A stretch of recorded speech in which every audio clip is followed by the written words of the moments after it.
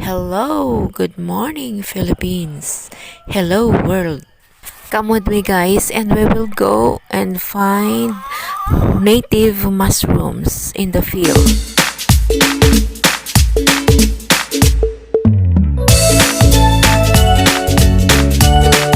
Andito na po tayo guys sa punso. Ayan, nakita nyo bang nakita ko? Spotted!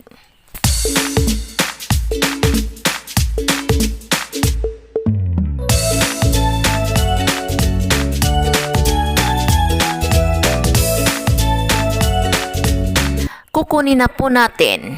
Ayan, ito na po. O, di ba? Kay ganda, organic pa. Fresh, native, organic mushrooms. Okay, come with me guys and let's find more mushrooms in the punso.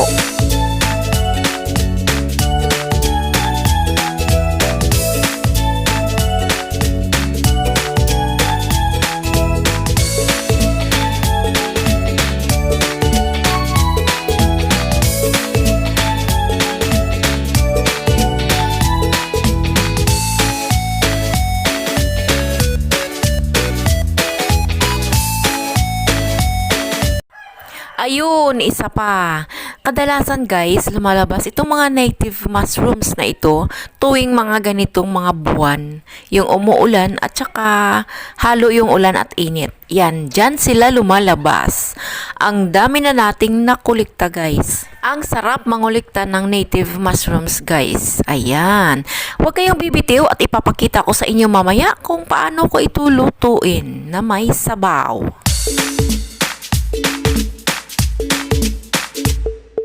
Ayan, nakita nyo ba guys sa tabi niya? Meron siyang baby. Yung button mushroom. Ayan. Kukunin na rin natin.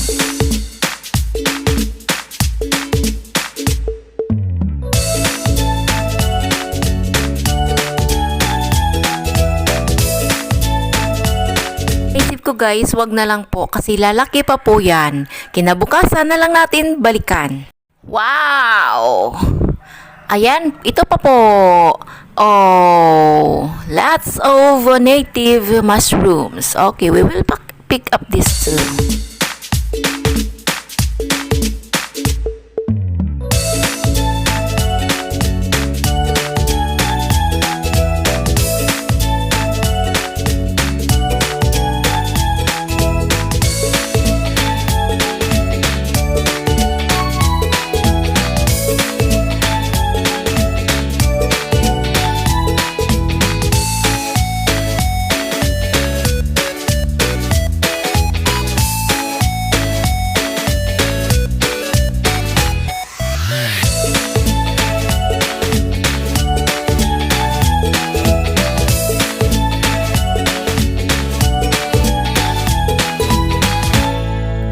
These native mushrooms, guys, is potable and consumable. Most of all, it is so yummy, delicious, nutritious, and healthy organic food.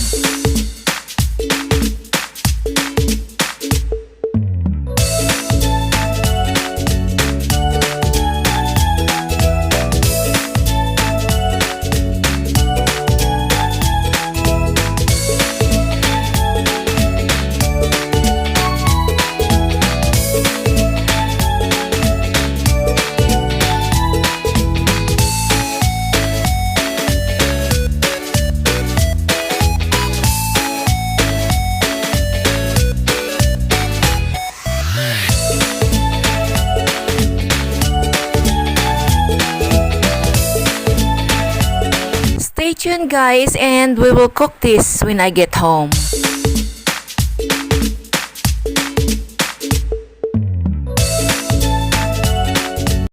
Okay guys, let's clean our native mushrooms. We will use disposable toothbrush for cleaning. When you buy these native mushrooms in supermarket, it is a little bit expensive. This is how it looks guys when you finish cleaning. These mushrooms guys are safe to eat and consumable. Just a reminder, be careful of picking mushrooms in the field. Just stay tuned and let's start to cook. Ayan na po ang aking nanay. My mother starting to cook now.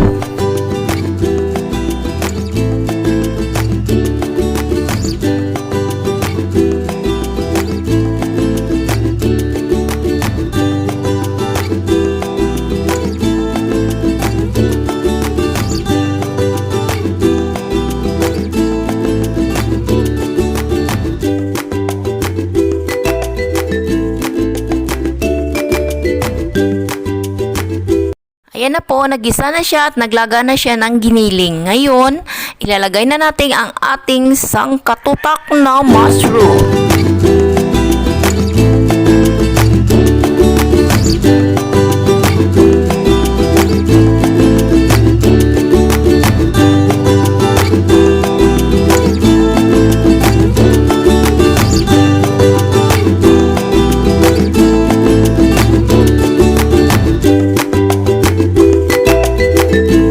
Now she add moringa or horseradish. We all know that this leafy vegetable is so nutritious. It is so beneficial to our body. Ayan na! Nabubulol na ako!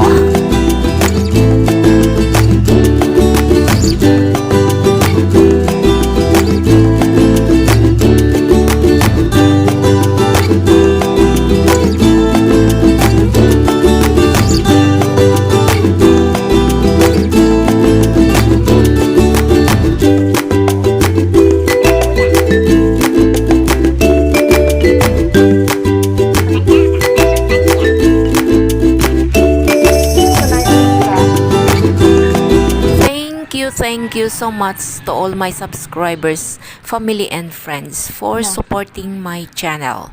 I hope you enjoy. Take care. God bless you and your family.